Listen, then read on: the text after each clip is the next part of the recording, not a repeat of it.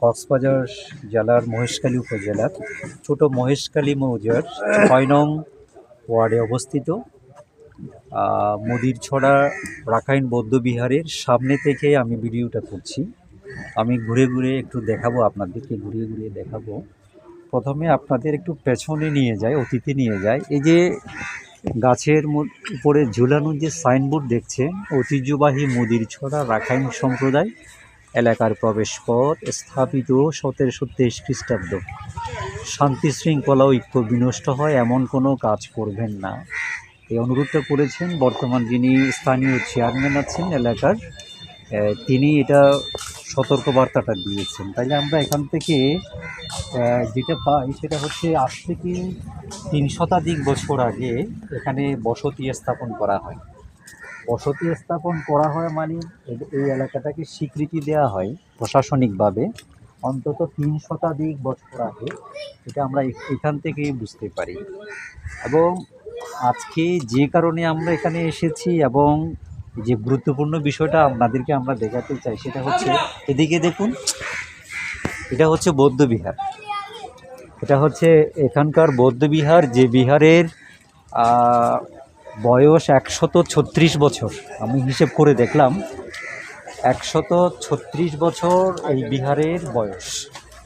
মানে এলাকা প্রতিষ্ঠিত হওয়ার পরে এই কমিউনিটি ধর্মকর্ম চর্চা করার জন্য বিহারটা স্থাপন করা হয়, তাও আবার প্রায় 1.5 বছর আগে। এই বিহারের গেট এবং এখানে যে সতর্কবার্তার সামনে যে ভূমিটা মাঠটা দেখানো হয়েছে, মানে 10 থেকে 15 গজ দূরত্ব হবে, অর্থাৎ এটা বিহারেরও প্রবেশপথ। এটা গ্রামের প্রবেশপথ তো বটেই, এটা বিহারেরও প্রবেশপথ। এবং খুবই উদ্বেগের এবং উৎকণ্ঠার বিষয় হলো, এবার আপনাদেরকে দেখাচ্ছি এই যে একটু পানিতে এখানে যে কতগুলো ফিলার দেখছেন, খুঁটি দেখছেন, তাদের অভিযোগ হলো তারা বলছেন গত কিছুদিন আগে স্থানীয় একটি প্রভাবশালী পক্ষ বিহারের এবং গ্রামের যে প্রবেশপথ, এই প্রবেশপথটা তারা বেদখল করার জন্য তারা ঘেরার চেষ্টা করেছে। এবং যেটুকু তারা বেদখল করতে চান, ঘিরে নিতে চান, ততটুকু যে তারা দেখবেন পিলার বসিয়ে ওদিকে অনেক দূর পর্যন্ত কিন্তু তারা চলে গেছে।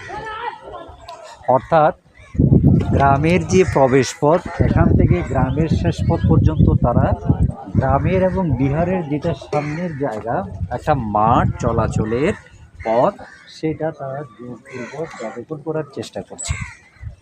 এখন বিষয়টা অত্যন্ত এতই গুরুত্বপূর্ণ এবং এতই একটা মানবিক সংকটের বিষয় যে এখন যদি বিহারের প্রবেশপথ, গ্রামের প্রবেশপথ যদি এভাবে বেদখল হয়ে যায়, তারা বেদখল করার চেষ্টা করে, তাইলে এখানে তো আর ধর্মীয় প্রতিষ্ঠান হিসাবে বিহার থাকা, ধর্মকর্ম পরিচালনা করা এবং কিছু পরিবার যে এখানে আছে, প্রায় 35 পরিবার মতো রাখাইন সম্প্রদায়ের লোকজন এখানে আছে, তাইলে তারা কি করে এখানে বসতি করবেন?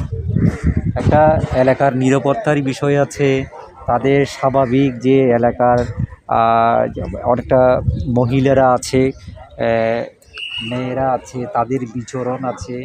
ছোট্ট একটা জায়গা, মনে হচ্ছে সবাই একটা ছোট্ট একটা ভূমির উপরে, জমির মধ্যে সবাই দল বেঁধে আড়াআড়ি করে বসে আছে বা বসবাস করছে। এমন এই পরিস্থিতির মধ্যে এসে যদি সামনের যে প্রবেশপথ, একদিকে পানির তাড়া, একদিকে অনেকটা পানির হামলা, আরেকদিকে যদি সেই প্রবেশপথ বাড়ি থেকে বের হলে, বিহার থেকে বের হলে বিহারে ঢুকতে যে ভূমি, সেটাও যদি জোরপূর্বক দখল করে নেওয়া হয়, তাহলে তো এখানে তো বিহার থাকাটাও তো মুশকিলেও পড়ে যাবে, মানে হুমকির মুখে পড়ে যাবে। তো এখানে তাদের দাবি হলো যে প্রবারণা পূর্ণিমা হয় আমাদের বাৎসরিক যে ধর্মীয় পূর্ণিমা কেন্দ্রিক উৎসবগুলো হয়, তাদের জায়গা বলতে উৎসবগুলো পালন করার জন্যে যে ফানুস উত্তোলন থেকে শুরু করে এই উৎসবগুলো পালন করার জায়গা বলতে তাদের এই সামনের জায়গাগুলো থাকে। এখন যে পানিগুলো আপনারা দেখছেন না, এগুলো হচ্ছে জোয়ার ভাটার যে পানি, এগুলো একসময় নেমে যায়, নেমে গেলে এটা শুকিয়ে যায়, তখন এখানে উৎসবাদি পালন করা যায়। আবার একটা সময় এখানে এগুলো পানি চলে আসে বা জোয়ার ভাটার পানি আসে, আর বর্ষাকালে তো পানি থাকেই। এখন এই জায়গাটা তারা কেউ যদি কোনো পক্ষ জোর করে যদি বেদখলে নিয়ে নেয়, তাহলে তো এখানে পুরো পাড়া এবং যে পরিবারগুলো আছে, যে বিহার আছে, সবটাই কিন্তু হুমকির মুখে পড়ে যায়। তো আমরা আশা করব যারা এমন অমানবিক অসামাজিক কর্মকাণ্ড বা ব্যক্তিস্বার্থ চরিতার্থ করার জন্যে আপনারা অনেকে এলাকার যে শান্তি শৃঙ্খলা বিঘ্ন করার মতো অপপ্রয়াস চালাচ্ছেন, আমরা তাদেরকে স্পষ্টভাবে বলতে চাই যে আপনারা নিজেদেরকে গুটিয়ে নেবেন এবং এ ধরনের অসামাজিক কার্যকলাপ থেকে বিরত থাকবেন। একই সাথে যারা মানবিক ব্যক্তি আছেন এবং স্থানীয় প্রশাসন, আমরা সবার কাছে এটা জোর দাবি জানাবো যে বা যারা জোরপূর্বক বিহার এবং গ্রামের এই প্রবেশপথ, একমাত্র প্রবেশপথ, এটা জোর জবর বেদখল করতে চাচ্ছেন, তাদেরকে ঠেকাবেন, প্রয়োজনীয় ব্যবস্থা নেবেন।